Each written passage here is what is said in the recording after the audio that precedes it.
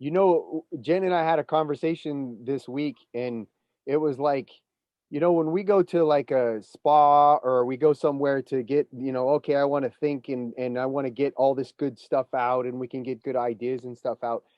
Uh, it that right there is amateur land.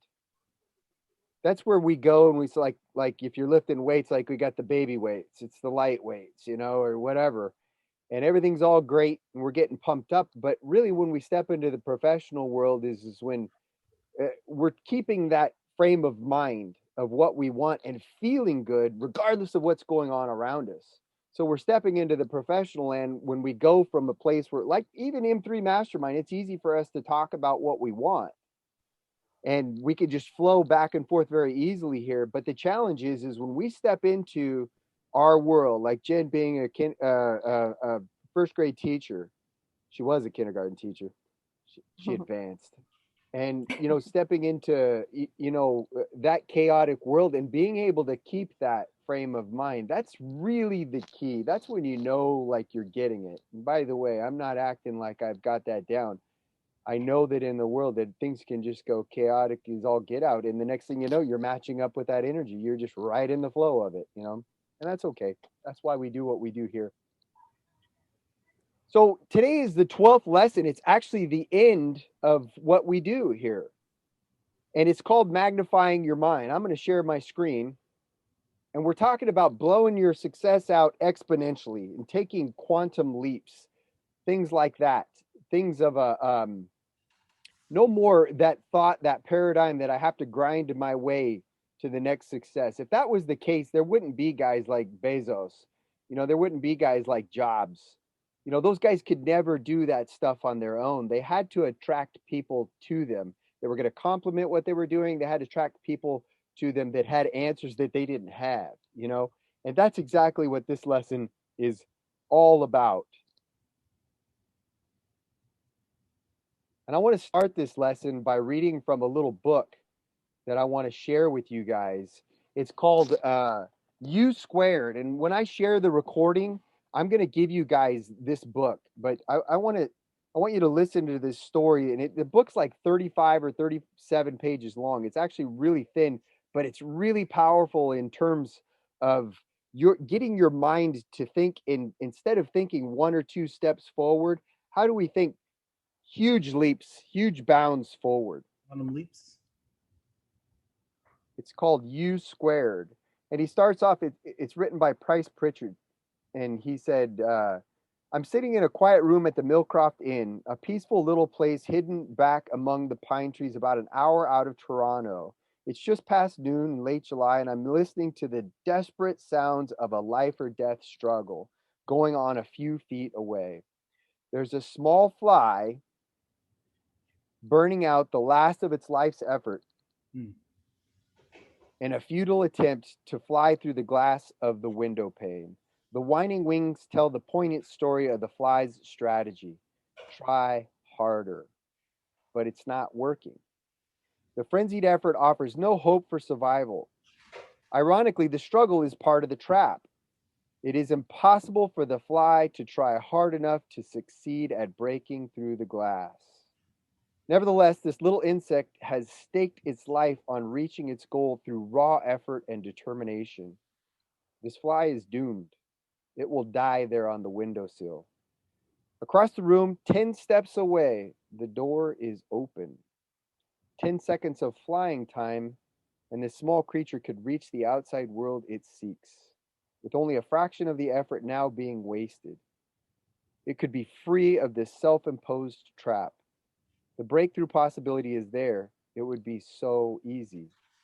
Why doesn't the fly try another approach? Something dramatically different. How did it get so locked in on the idea that this particular route and determined effort offer the most promise for success? What logic is there in continuing until death to seek a breakthrough with more of the same? No doubt this approach makes sense to the fly. Regrettably, it's an idea that will kill. Trying harder isn't necessarily the solution for achieving more. It may not offer any real promise for getting what you want out of life. Sometimes, in fact, It's a big part of the problem. If you stake your hopes for a breakthrough on trying harder than ever, you may kill your chances for success. Isn't that interesting? In the fitness world, that was such a big deal because every time you saw somebody achieve a great physique, the only thing that they ever came back with, and you just saw the articles printed again and again, was, I'm the hardest worker there ever was. I'm the hardest worker. Nobody can outwork me. So it gets drilled into our head, and we're always thinking, I've got to be the hardest worker. That's actually what, kind of doomed some of my success attempts previous, as I told you guys last week. Napoleon Hill said, remember, no more effort is required to aim high in life, to demand abundance and prosperity, than is required to accept misery and poverty. What does this mean? Remember, Napoleon studied the most successful people in the world for 24, 25 years. Nonstop, he did that. You think about what that means. It's pretty simple a lot of times when you hear people explain. Tulari's kind of got a homeless problem, right? And some people will very easily dismiss that and go, well, it's just because they're lazy. They don't want to work. And I get that, it's easy to do that. Our brains actually don't like chaos. So we want to shuffle things away and put them to a place where they're, just understood by our mind. But when you see a homeless person on triple digit days in the summer dragging a shopping cart around, that's full of junk, and the shopping cart's wobbling around, and they're trying to drag it over the rocks of the railroad tracks, and they've got to sleep on the ground, in those rocks, while the train goes right by their head in the heat. They don't get to shower, at least not very often. You know what I mean? uh, they don't get any of the trappings of life. Most of them don't even have access to a bathroom. It's not an easier way of life.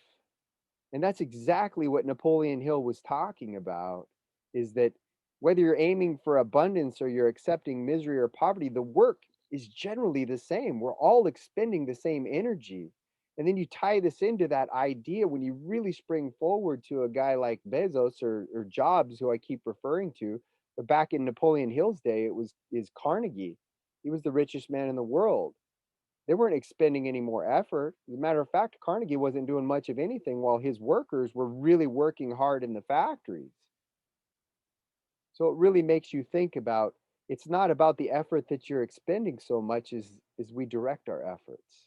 It's more important that we're directing that energy that we send out, and thinking about the fly trying to fly through the pane, the window pane. It's not going to get there. What Napoleon Hill discovered is that the greatest success came from helping others succeed.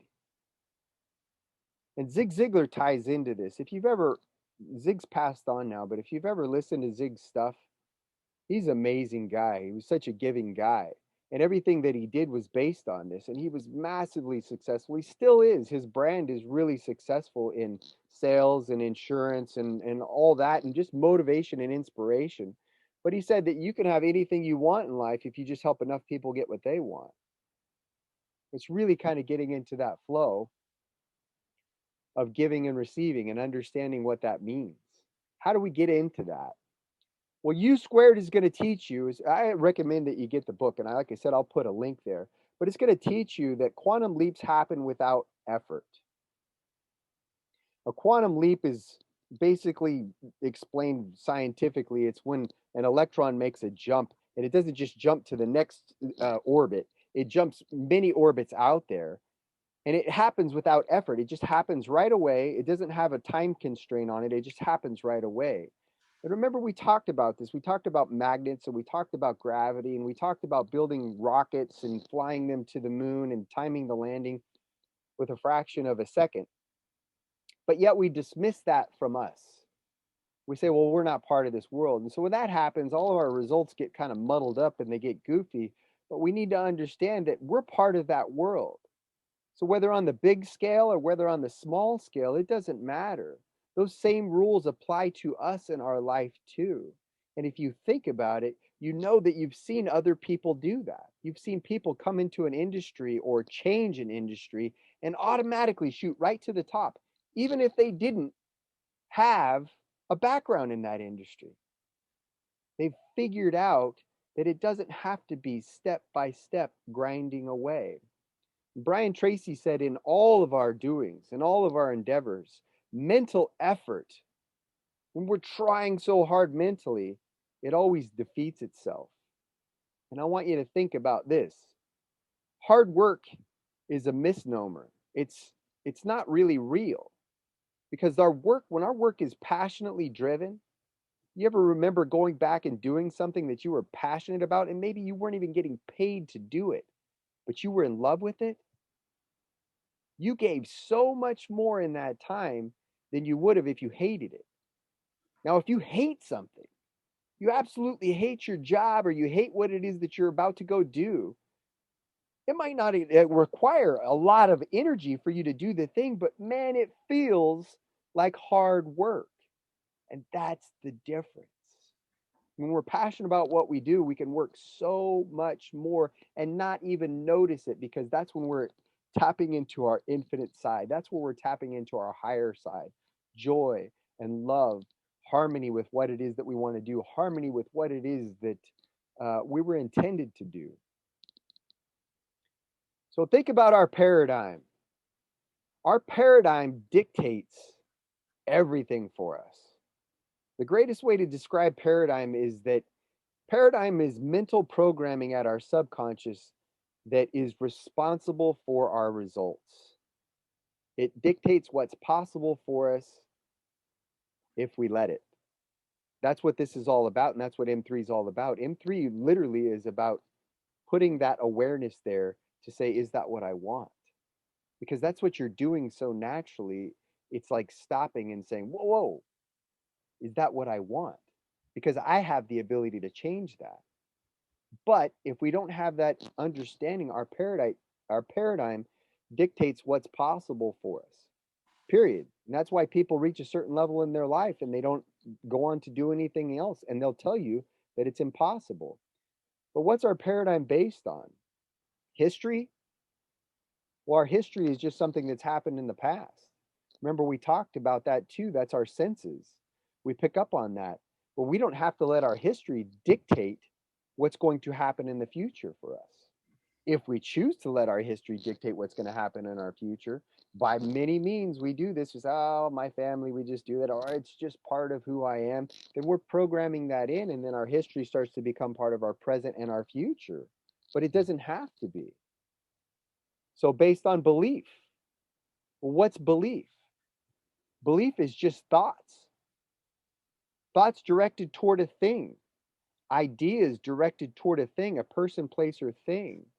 But belief, the key about belief is it's subconscious, it's a feeling, and it's already programmed into us. So we don't even recognize that we're having it until we start to recognize that we're having it.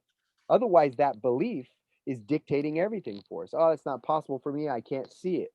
I'm not even going to pay attention to it. That's what belief is. But belief, just like history, it doesn't have to dictate from here forward. We can change the belief. We can take our history and say, I'm going to change my future. We've got to understand that success is all around us and it's waiting for us to connect with it. Connect with it. Let me say that again. We've got to understand that success is all around us and waiting for us to connect with it. Some of the biggest leaps that you're going to take forward and you're going to learn from M3, you're going to come up and you're going to say, you won't believe it, but it was right next to me. I couldn't see it. That's how much stuff we're blocking from our conscious mind. We have to understand that we have value right now as we are. We don't need to be anything different. And that's when we learn to appreciate ourselves in terms of God didn't mess up when he created you. When you think about God, the God that created everything that this universe is, we don't even know how far it is. It's infinite. At some point, that God said, the universe, the stars, the planets, and everything, it needed one of you. And you're so unique that there's never been one like you. And there's never going to be one like you. Even if you were a twin, you're not identical. You are a unique expression of spirit that's being played out in this meat suit right now. You have value right now. And that is so powerful to understand that you are unique, and accepting yourself now, just as you are. You don't have to do anything. You already are unique. You're the only version of you that's ever been made and ever will be made. So that makes you worthy. So masterminding, how does it work? Well, one of the things our paradigm dictates is some of the things that we feel in order to be worthy that we've got to do. But what we're doing is we're connecting with like-minded people. We're beginning to attract like-minded people, and the success that's all around us. And the mastermind is based on that you understand you have something to give. And when we're giving, that opens up a whole new door, like we talked about last week, increase. But we've got to let go of those limiting thoughts. We've got to learn to let this stuff go. Thoughts, some of those I have them listed here, like, I don't know enough. I have to have all the answers. They will compete with me. That's a good one. Well, if I share my success with other people, they're going to take it and they're going to compete with me and take it away from me. Well, that's a competitive world. We just talked about that last week. And if we're operating in a competitive world, that means there's a winner and loser, and that's dictating what happens in our life. We don't want to operate from a competitive world. We want to operate from a creative world, which means I'm getting better than I used to be. And that's endless. That's infinite. I have to have all the answers. I just read that one. They'll compete with me. Here's a big one. This is a big one. I can't be wrong. Well, why can't you be wrong? What's going to happen? Have you been wrong before? Did it end everything for you? No. Maybe we internalize it like it was bad, but if we don't internalize it like it's bad, what does it matter? If you're not willing to fail and be wrong, then that's going to hold up your success. It's going to hold up your forward motion. Thinking that we can't be wrong will stop us in our tracks. It's okay to be wrong. And it's okay just to admit it right away. Say, oh, I guess that was wrong or off. I was wrong. Move on. And the last one is I can't be vulnerable. When we go out to seek others, we have to open ourselves up to those people. We have to be vulnerable. And vulnerability is literally setting yourself up into a position where you might be rejected. You have to understand that you have to get into that position in order for you to receive more. Rejection is a great big fear inside of us. We think about the fear, and it goes back to God only knows when if you were kicked out of the tribe or hunter-gatherers, that maybe that meant a slow death. So we internalize these feelings that we can't be rejected. You know, the genes that were passed on were people who were really fearful of rejection. But what's the big deal? Really, really, if you're getting rejected, what's the big deal? As long as you understand who you really are and where you're going and nothing can stop you, so what if that's rejection there? That's only one little thing that was in front of you. And you have a whole wide open sea of opportunity over here. And unless you get rid of those feelings of I can't be vulnerable, you're not going to go after those opportunities. And trust me, those opportunities are big. They're out there and they're waiting for you to take advantage of them.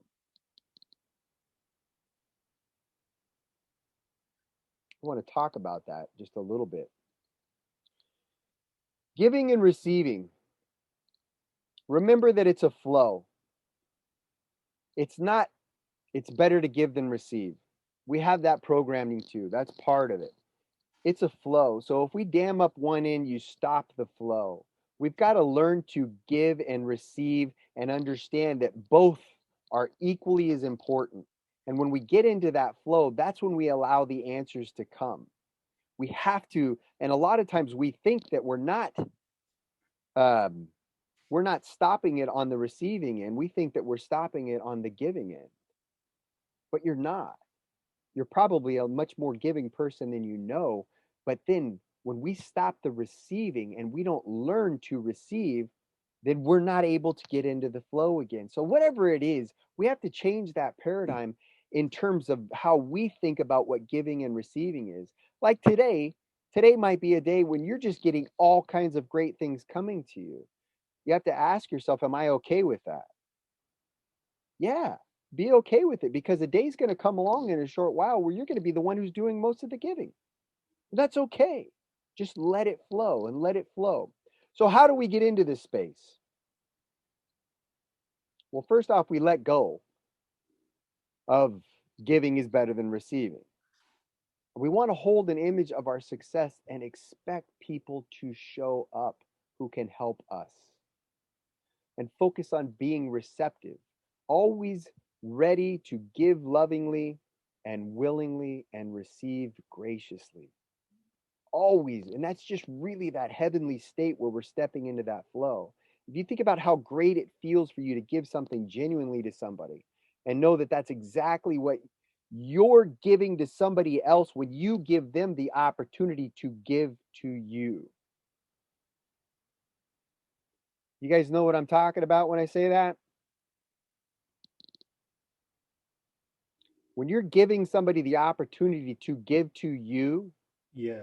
you're giving them Blessings. that blessing Yes. of how great that feels.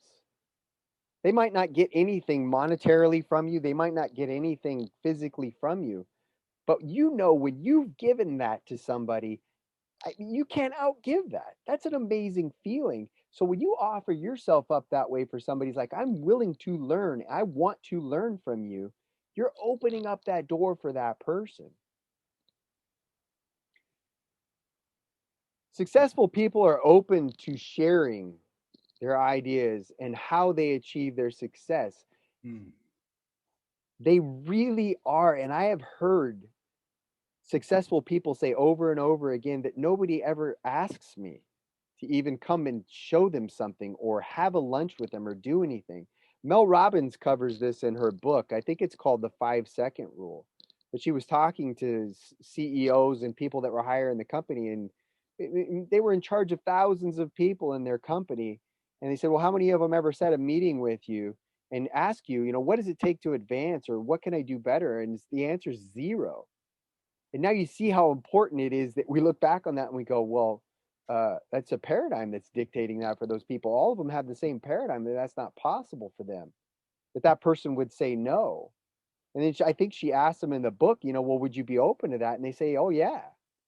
Bob did this when he went to go listen to a guy speak. It's really interesting to listen to him talk about that too, because he said when he got there, the moment the guy got on stage and he opened his mouth, he knew exactly what he was talking about. The guy knew what he was talking about, and he knew it. And he made up his mind right then and there that he was going to get to know him. And this guy, by the way, completely changed Bob's life. And so as soon as I think it was a multi-day seminar that the guy was putting on, was as soon as the seminar was done, Bob went up there and he says, I'd like to spend a little time with you. And the guy says, I'd like to spend some time with you too, but he had a plane to catch. But Bob said, I didn't mean right now. I got a plane to catch too. And he said, well, this and this time I'll be here and there. So then he went and sat with the guy, and they spent 3 days together. And that completely changed Bob's life. And that's how all this material that I share actually manifests in the world. That's how Bob Proctor became who he was, who he is today, all through that process of that moment of just taking that leap and moving forward. What do you think about Think and Grow Rich? That book has created more millionaires than any other book on the planet. That's just what people say. I've never heard anybody say that a book out there has created more success than Think and Grow Rich. Well, what did Carnegie do? He connected over 500 of the world's most successful people in the world to Napoleon Hill, who wrote that book. And Hill learned from each and every one of them. But here's the thing, Carnegie actually connected them. He said, all I'm going to do is make the introduction. It's your job to take it from there. And every one of those people were willing to share their success with Napoleon Hill. And then he took that success, boiled it down, simple as possible, and ultimately he came out with a book, Think and Grow Rich. We have to ask ourselves, are we open to receiving it?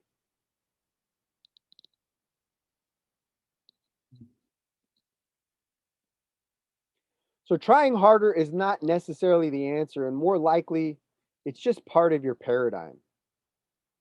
And it can be a big part of the problem that's keeping us stuck. And a way to recognize this, if you see yourself trying harder and you're just getting the same results over and over and over again, that's usually a good indication that you don't need to change your goal. You still need the same goal. The goal stays the same, but the approach and the path needs to be a new approach, and a new path needs to be taken. You need to think about the fly that's trying to get through the window pane, and you're not going to get to it. But the fly is actually trying to get to the outside world. So if the fly would turn around and fly out the door very easily, it could have everything that it wanted. And we have to think in terms of that. We all expend about the same energy, just like Napoleon Hill said. And remember, quantum leaps happen without effort. I told you my story. I created a massive success when I first stepped into Tulare. And it didn't take big effort. It actually took one lunch meeting to go from making $17 an hour to become the trainer in my own business very successfully, all in 1 hour meeting with just one idea. Everything changed. And before Evolution closed down with COVID, they were still operating with the same contract that I just had that idea. And it wasn't that big of a deal. It was literally type it out, there it is, sign it, and all of a sudden, my whole life changed. But the big deal about that is that I didn't understand the paradigm. I didn't understand this stuff that I should have kept thinking for my next opportunity that way. I didn't understand that I had programming that it wasn't matching with that. So what happened was I started to tear it all down. My success happened without effort, but I tore it down. I didn't have that understanding. So think in terms of quantum leaps happening without effort, and now think in terms of today. We can get it in our mind and say, well, this is not possible. Today, quantum leaps are more common than ever. We've got technology everywhere. We've got opportunity everywhere. Think about Uber. Uber is the largest car company in the world right now, and they don't own a single car. They completely revolutionized the taxi, whatever you want to call it, industry, just with an idea. TikTok just sold for like 40 billion here in the United States. I didn't even know what TikTok was a year ago, maybe a year ago, right? It's just an idea. It got fused together, these ideas, and they're ready to happen. Airbnb was the same, and it goes on and on and on if you look. And the reason I point these things out is because whatever it is that you're wanting to do, your success is right around you too in the same way. These ideas exploded. This is the same thing that Bob Proctor did with Prudential. Bob stepped into Prudential and changed their paradigm. And if you imagine at this time, Bob was just coming up into his industry. It was in the 70s. So he discovered what he was doing in the 60s. For 9 years, he tried to figure out what the success was, what caused his success. And when he figured out what that success was, he began to share it. But he just started to share that in the 70s, and he stepped up to the largest insurance company in the whole world, and he had never sold insurance before, and he said, I can change your results. Now, do you imagine what that would take?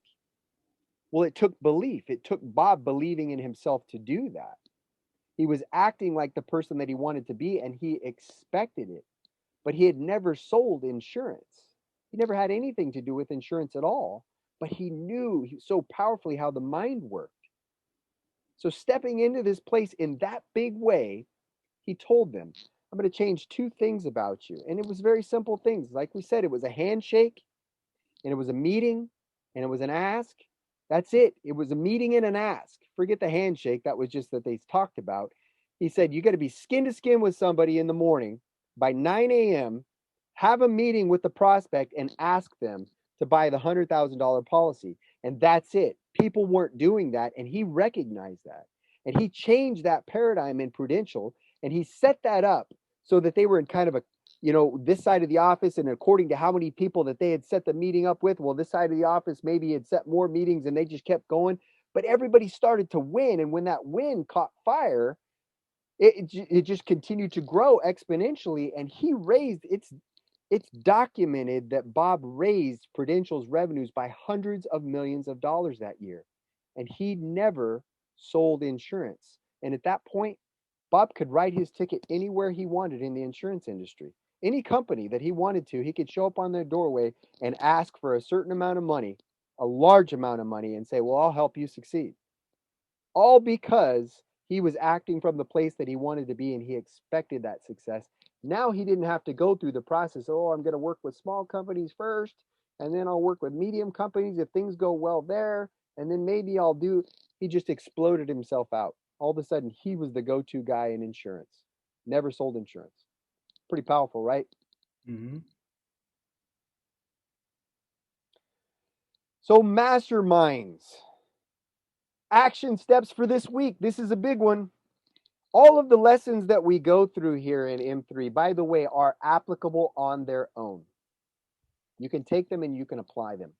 So that's why it doesn't matter where you enter this program. If you're coming in on lesson 10 or lesson 9, it doesn't matter. Every one is very powerful and you want to take it and use it. But I'm telling you this because next week we're going to start with our worthy goal. We're going to go right from the beginning.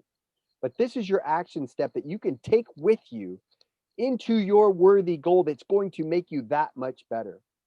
Make it your mission this week to connect with at least one new person whom you'd benefit greatly from meeting regularly with and begin to meet with them.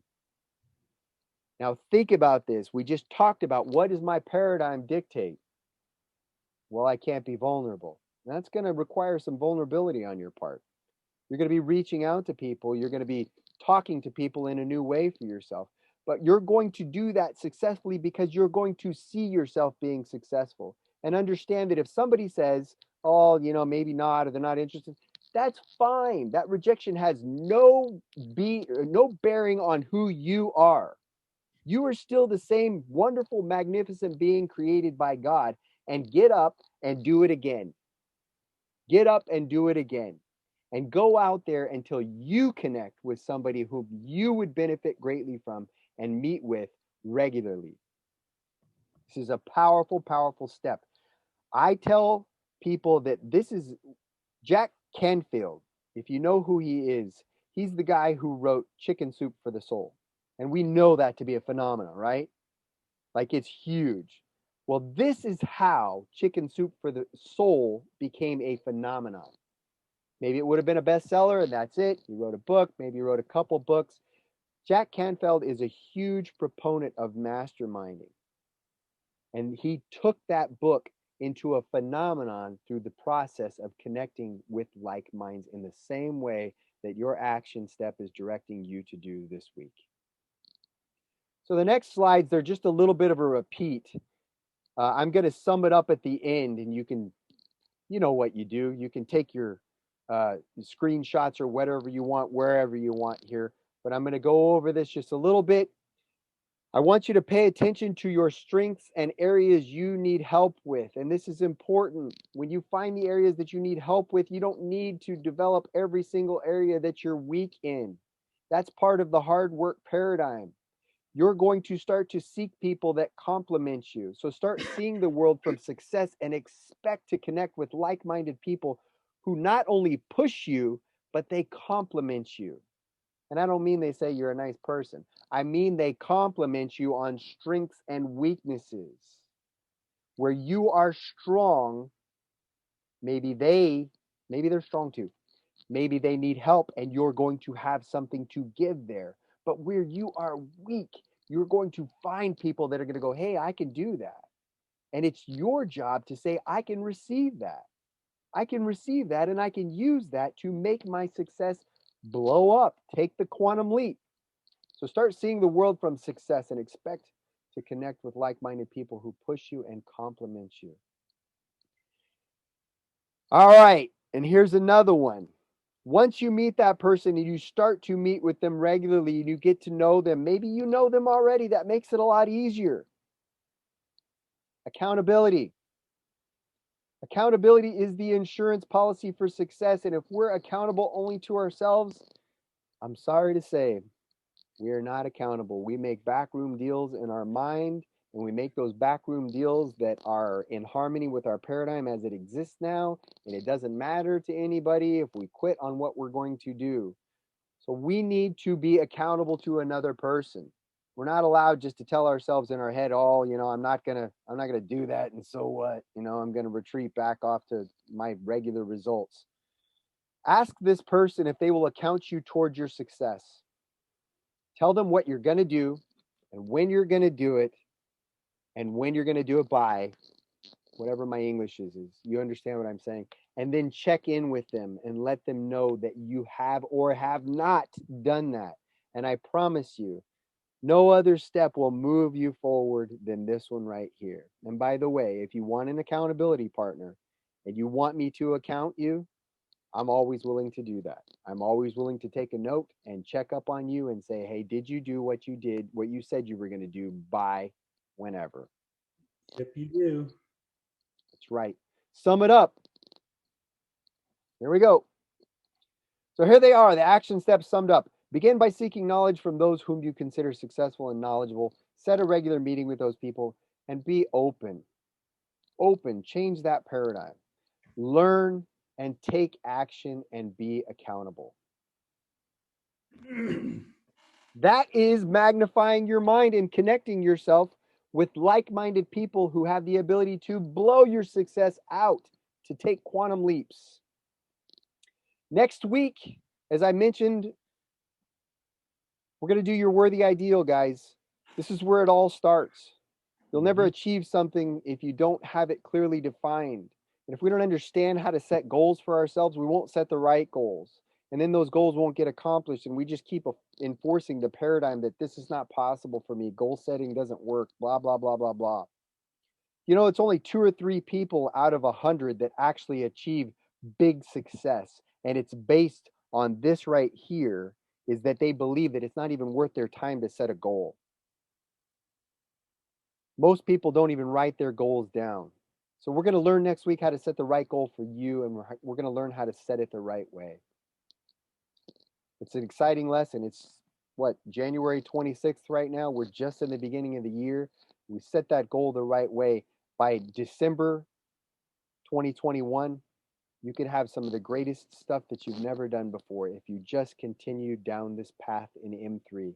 Keep following these lessons, keep taking action, and watch your life change. Questions or takeaways, guys? Gals? I always had a hard time with forming mastermind groups. I always felt like I had to I remember my first sales job. I was at Aflac, and I got promoted to a manager right away. I was doing really well, but I never felt I was successful enough to recruit anybody because I hadn't quite hit it. So they're like, "Why aren't you recruiting people? Like, why aren't you doing this? Why aren't you doing that?" And it's always felt like I had to be more successful so that people could see how the possibilities were with the company. Yeah. That always held me back because I don't think I'm successful enough to attract successful people. Right. But have you seen Undercover Billionaire? Yeah, I have seen that one. Have you seen season 2?